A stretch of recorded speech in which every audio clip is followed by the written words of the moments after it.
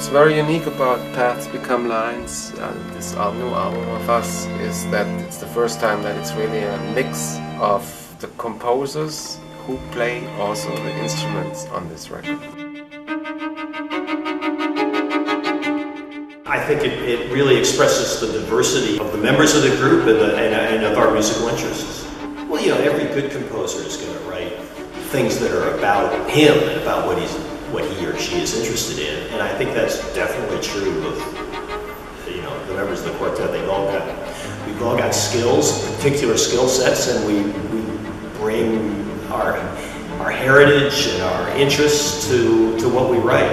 And this is a great thing. I think it really expresses them. Everything that gets written was actually first played kind of in an improvisational way and then worked out. Sometimes even with the whole quartet kind of pitching into the composition. And that's the kind of thing that you get from performing and actually having hands-on experience performing on an instrument.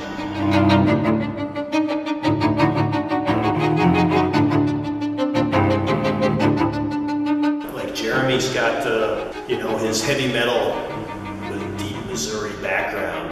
You really can hear that in the kind of choices he makes in compositionally. Paths Become Lines is the first album that we've released with that features this lineup of the quartet in its entirety. We think that we've come up with kind of an interesting blend between unique individual styles and then something that kind of holds together cohesively as a whole.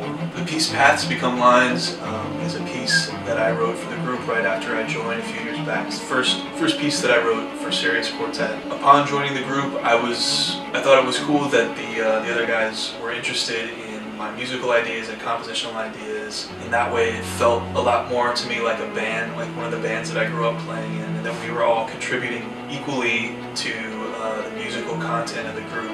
Paths Become Lines started as a guitar riff that I had written for a metal band called To the Wolves that I used to play in a few years back. It started as a guitar riff, and I wanted to take that idea and see if I could sort of spin that out into a string quartet piece. So that guitar riff became a violin part, a cello part, and then I started just kind of building on that. It slowly evolved into a cohesive piece. There's definitely elements of metal and heavy music in the piece, as well as some sort of minimalist ideas. I'm really interested in polyrhythms and irregular rhythmic cycles and things like that, so there's a lot of that in the piece. Heel, which is the closing track of the album, started basically with me coming up with kind of rhythmic pattern using just the open strings of the cello. I was trying to see if I could come up with something interesting only using the open strings. And that kind of lays this really open, almost static harmonic foundation that sort of the A section of the piece is based off of. The whole structure of the piece is pretty straightforward. It's almost like a pop song.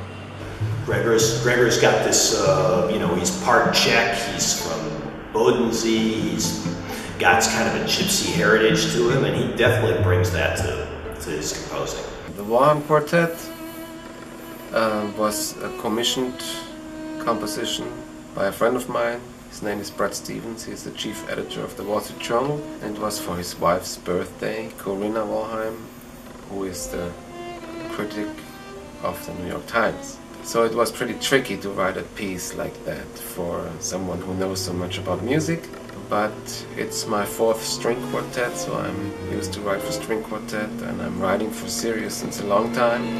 And I thought about it, what would be great to put in that quartet. And I know both of them were like journalists in Jerusalem during the second Intifada, I think, and they met there. And so I used one famous Israeli folk song in the middle of the, I think it's the second movement, Shila Shalom. That's one thing, and then I also tried to find out what he thinks about his wife, what I know about his wife, you know, how her character is, and I tried to incorporate this into my composition.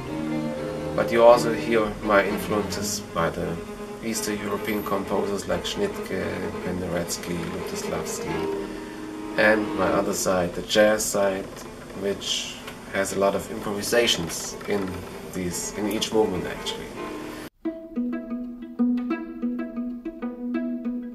Racing Mind is a composition I wrote a long time ago, and Originally I wrote it for a Latin jazz band, Salsa Forte, which I played in for a long time. Well, it combines the rhythm of the batas from Cuba, which is a 6/8 rhythm, but put on the string quartet as in a pizzicato style at the beginning, which is really interesting, which works very well actually, and like, you know, you hear the different rhythms at the beginning, but you never expect what the real rhythm is at when it all comes together. The basic idea of the composition is they're raising mind. I don't know if you know that feeling. Sometimes your body is slower than your mind, and your mind is raising, and these rhythms in the strings try to capture that feeling.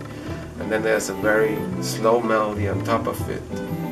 It's kind of, you try to slow it down, you know. And Chung Wei's from Malaysia, so he's coming from really from a different place in a lot of ways in terms of his cultural heritage and where he grew up. And I think that's a great thing, and he's using that in his compositions.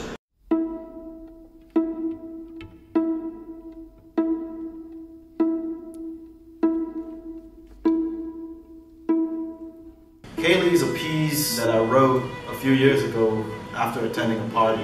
It's depicting the solitude, the feeling of nostalgia and solitude after a party. The song itself is a very slow song, kind of sad even. It tells you the feeling of what happens after the party, you know, when everybody went home.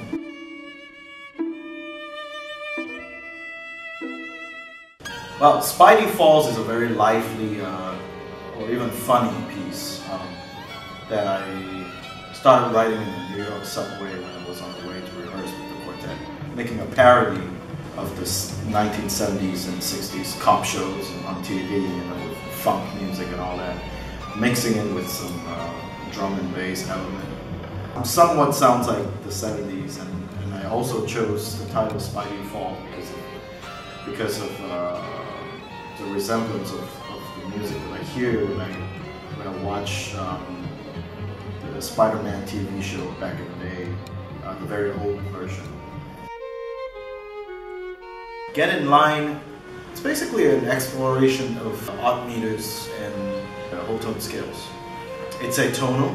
All we do is explore the freedom of rhythm and tonality when we improvise. It's pretty much like the title, you know, trying to line up while everybody's all over the place. It's a really fun experiment every time we play it, and it's intense. Sometimes it's even jagged, very jagged feeling. So, well, this whole new album is it's a long way coming because it's basically what we play during our show. You know, it's our standard repertoire when we go on stage. Through these years, we accumulate new songs, new pieces. We work on it, we play on it. All of them, they evolve gradually and healthily, and it became this album. So it's definitely a very exciting moment for us to finally put it in a record.